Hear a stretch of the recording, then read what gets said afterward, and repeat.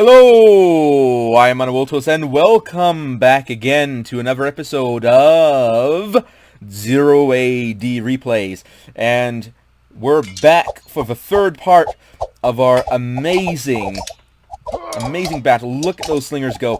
Look at this fight. Look at that. There's a battering ram. Mirov getting in there.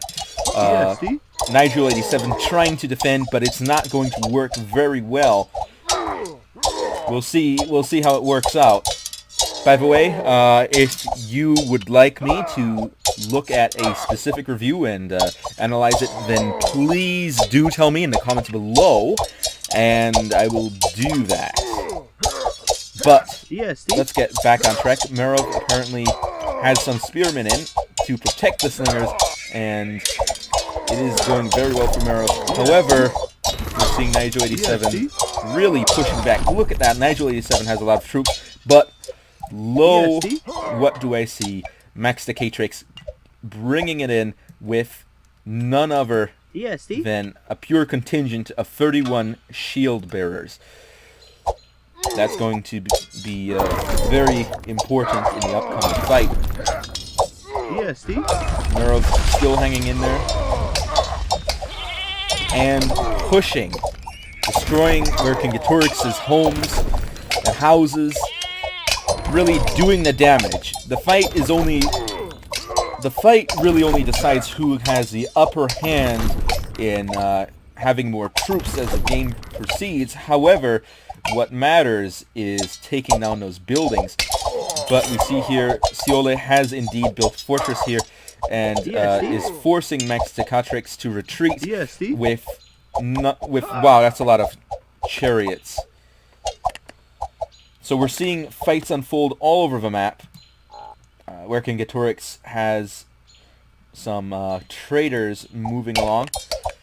The fight is continuing. We're getting into the phase of the game where there's the big battles, and we are having some big battles right now. Look at that. Do we see any battering rams down here? Nope. Ciole is sending Vercingetorix some aid in the form of wood. And I do describe it as aid because it seems like Vercingetorix is definitely in trouble here.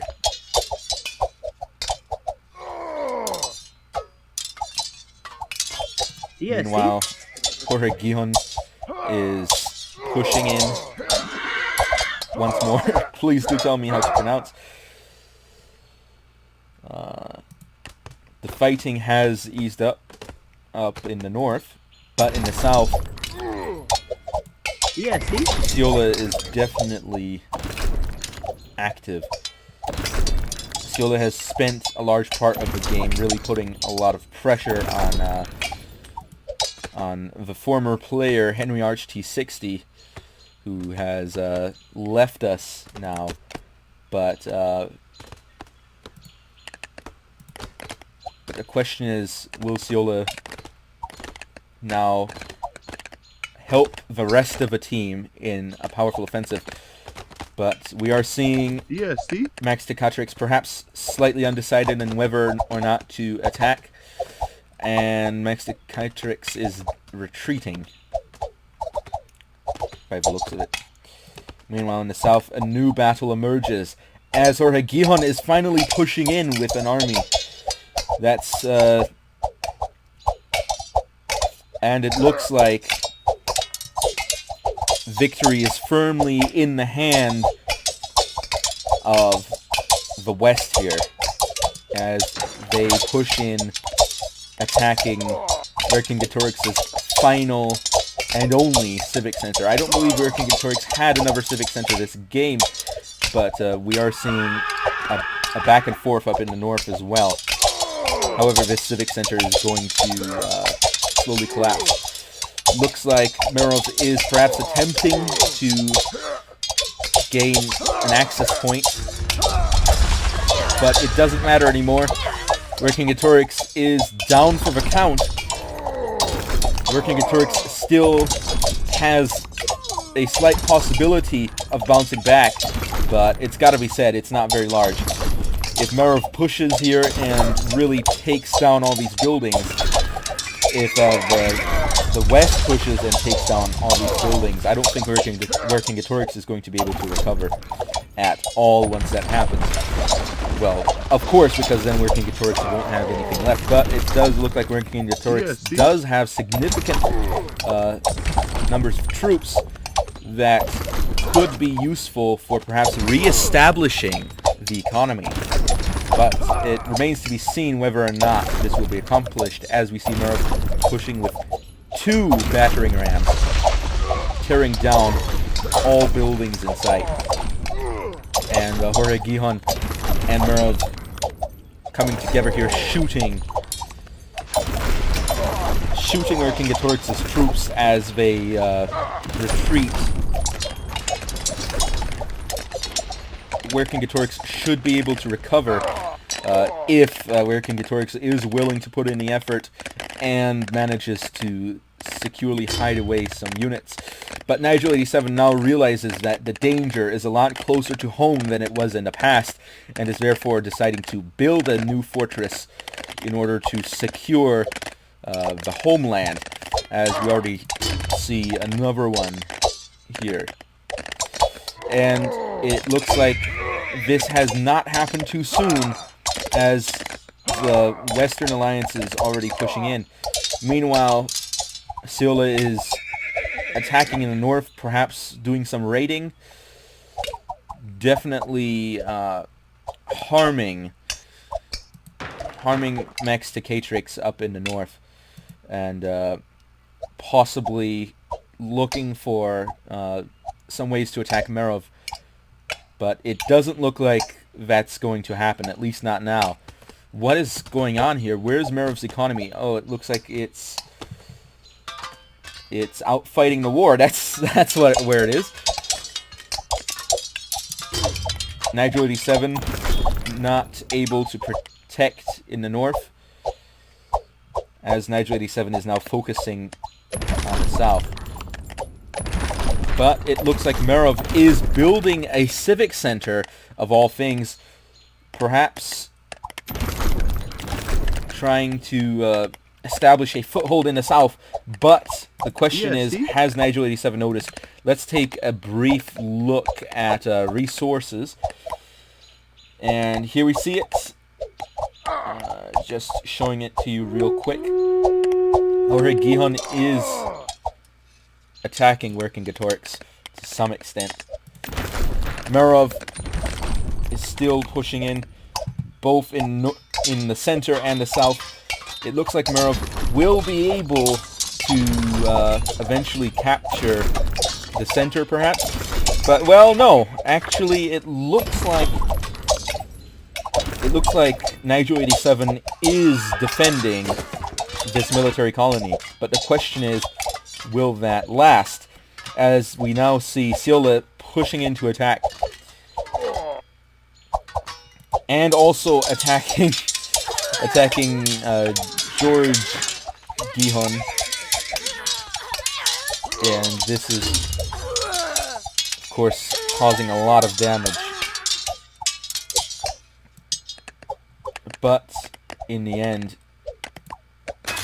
it may not work. And now Vercingetorix has lost influence over these buildings. And Merov has indeed acquired land in the south. Now, how is the fight in the center going? The fight in the center is moving steadily. The military colony has been destroyed, but the fortress remains. It looks like Jorge Gihon is now pushing up in the north, perhaps trying to chase down some of Nigel 87's troops. Seola is defending the center.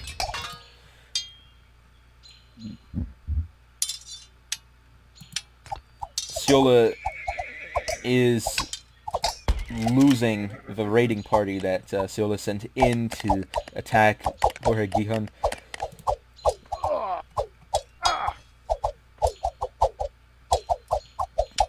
Now we see Jorge Gihon pull back. question is, what is going to happen now? And it looks like Vercingetorix has established the position that Vercingetorix is going to use to perhaps reconstruct.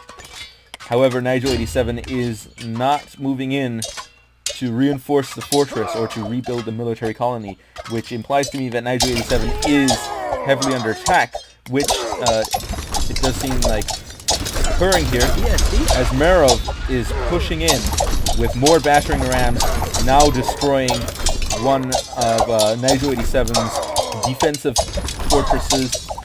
The other one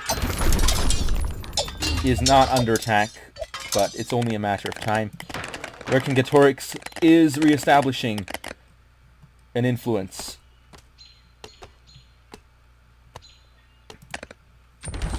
Looks like Siola is defending Nigel 87, but we are now seeing a huge movement of troops in the center, perhaps trying to push once more.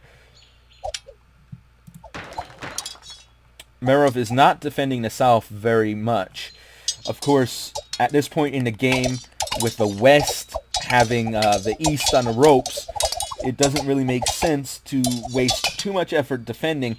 However, as we have seen with attacks from Siola, the economy can get severely damaged if the players do not remain aware of what is going on. The question now is, will this fortress stand? Is Siola going to be able to repel this attack? It doesn't look like Siola is going to be able to do this. The fortress may very well fall. It is being focused down by many of these shield bearers that Max Catrix has brought to the battlefield, while Merov is countering here. Countering the counterattack.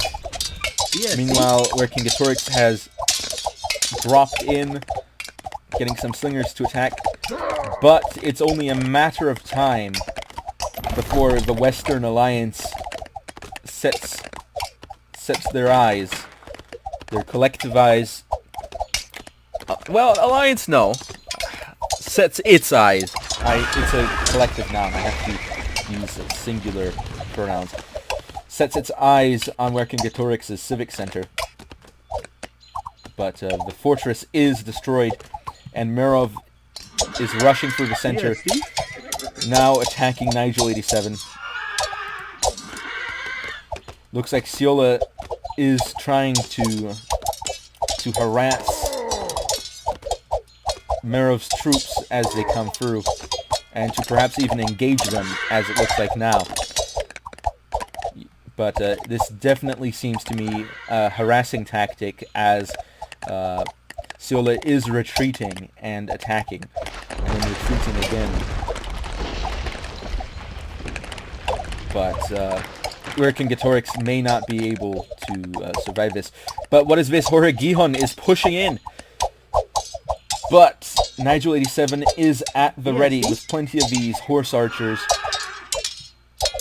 However, it doesn't look like these horse archers are going to be enough to stop Jorge Gihon and Merov from pushing in.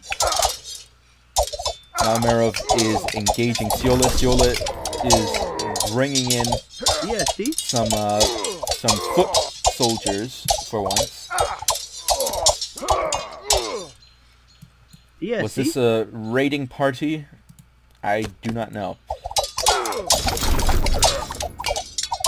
But it looks like this civic center is now going to collapse. Next to Catrix trading a lot. And moving north now.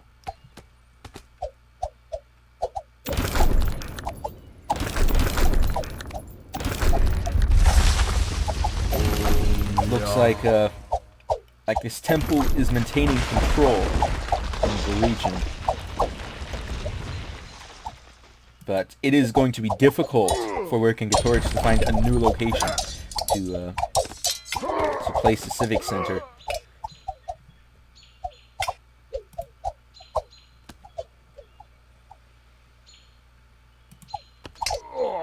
But Merov and Max Decatrix are moving into Siola's territory. Siola, who has, for the most part of the game, not been heavily focused on by the Alliance, is now coming under heavy fire, as it looks like Merov is trying to capture some of these buildings in order to restore them.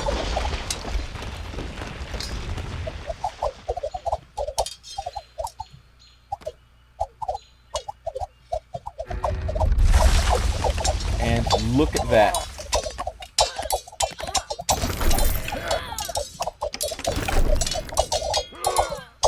Let's see. There are no garrison buildings anymore. Vercingetorix is almost defeated. Vercingetorix still has some soldiers, some slingers to bring to the fight. But we are seeing some engagements between Merov and Nigel 87 in the south, as well as Jorge Gihon, who has now, I just noticed, destroyed Nigel 87's Civic Center. This is going to be very tough. It looks like Siola is the only one left who is going to pose any resistance. But that may very soon come to an end.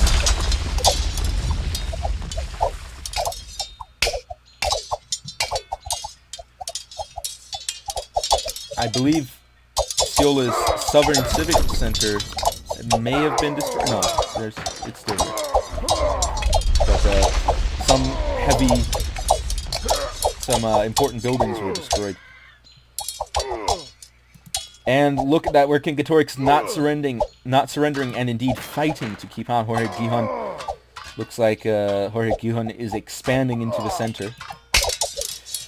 And there it is, a huge force by Max Decatrix attacking, pushing down from the north, finally pushing Siola away from Max Decatrix's territory.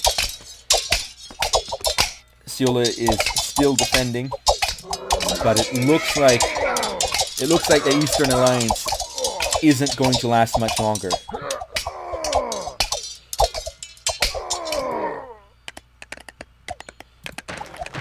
Nigel 87 is attempting to rebuild, but Jorge Gihon is coming in again. Jorge Gihon seems to have noticed this event and is now engaging Nigel 87.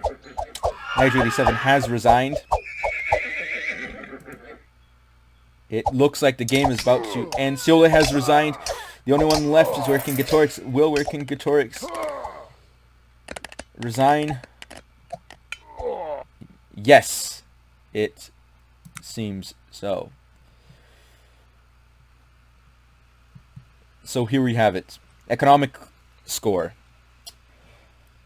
Siola definitely was the more economically successful on Team 1. However, militarily, Vercingetorix was more engaged. But overall, Siola is considered to be the superior player here. Seeing as Siola was actually the only one on Team 1 to actually force a member of the other team to lose, or to concede, which is Henry Arch to 60, I can understand that Siola was definitely high up there. However, early on, Siola didn't defend Vercingetorix as much as Siola maybe should have, and that is probably why the alliance began, why Team 1 started collapsing in the west and being pushed towards the east as the game moved on. And also, Siola did not commit to large-scale attacks of the kind that Max Decatrix, Merov, and later Jorge Gihon would would provide later on in the game. Team 2, the economic lead was Merov, as well as the military lead. Henry RT60 was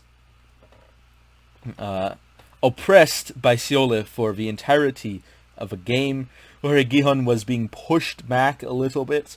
Max Dekatrix wasn't really able to expand as much, and therefore that explains all the scores. So Merov was definitely the carrying team member, and also the team member that packed the punch, especially with those battering rams.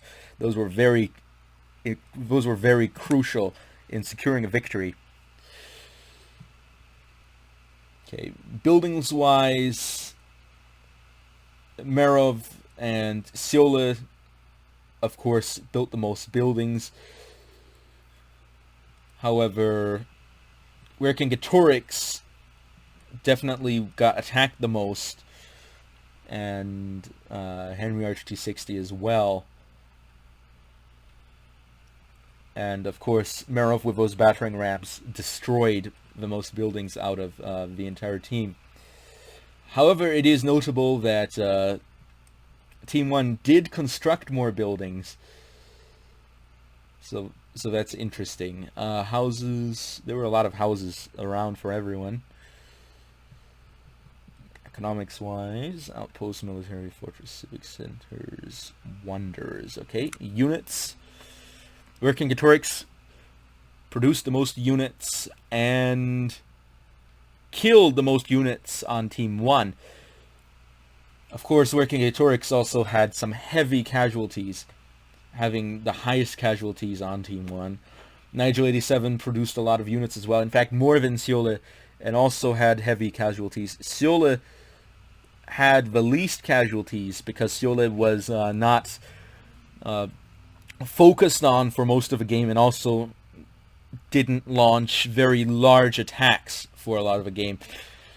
Max Dekatrix produced a lot of units, and of course lost a lot of units. Merov produced a lot of units and lost the most units out of any player, probably because Merov attacked a whole lot throughout the game. Jorge Gihon produced not as many units as Max Dekatrix, however, plenty units anyway, and lost significant numbers of units as well. Henry RT60 produced some units and lost some of them as well. But the deadliest player here was definitely Merov. However, it is notable that Team 1 was deadlier than Team 2 throughout the game. And Team 2 definitely paid the price a lot more severely throughout the game. And here you can see Seola's emphasis on cavalry. Of course, Nigel 87 emphasized cavalry even more, according to this, although Nigel 87 also had a greater number of infantry, so maybe that's not fair to say.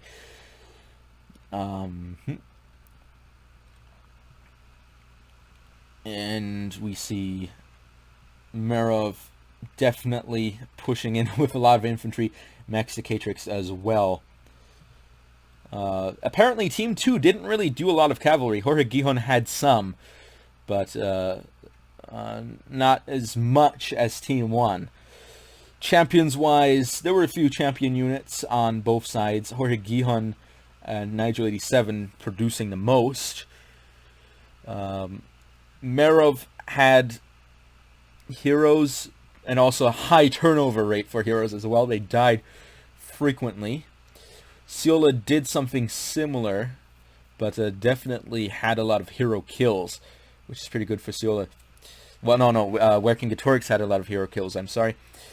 Siege-wise, Merov was building a lot of siege units throughout the game, and was very effective in using them to a large extent. Resources, food, let's see who got the most food.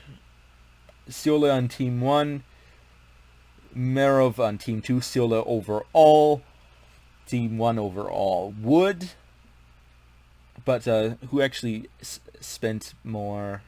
Team 1 still spent more. But Siola didn't actually spend as much as Nigel 87.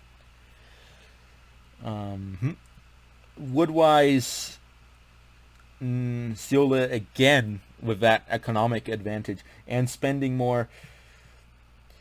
And however, yeah, they also spent more overall. Well, no, they produced more wood overall, but the other team actually spent more overall, spending almost as much as they produced, that's a lot of wood. Stone, Nigel 87 produced a lot. Vercingetorix used a lot. But overall, Merov produced and used more than any of the other players, and that really puts them both on the production and the usage higher. Metal, okay, Jorge Gihon produced a lot of metal. Well, gathered, sorry, not produced, gathered. I really do apologize. But Merov again got the most metal. Siola and Jorge Gihon coming in second, with Siola spending more than anyone else. However, Team 2 produced more, but Team 1 spent more. Total resources, production, Team 1, Siola produced more, and in fact more than anybody else. And Team 2-wise, Merov gathered more than anyone on Team 2. But the one that spent more resources, of course, on Team 1 was Nigel 87. On Team 2 and overall, it was Merov. And gathering, Team 1 gathered more, and also used more.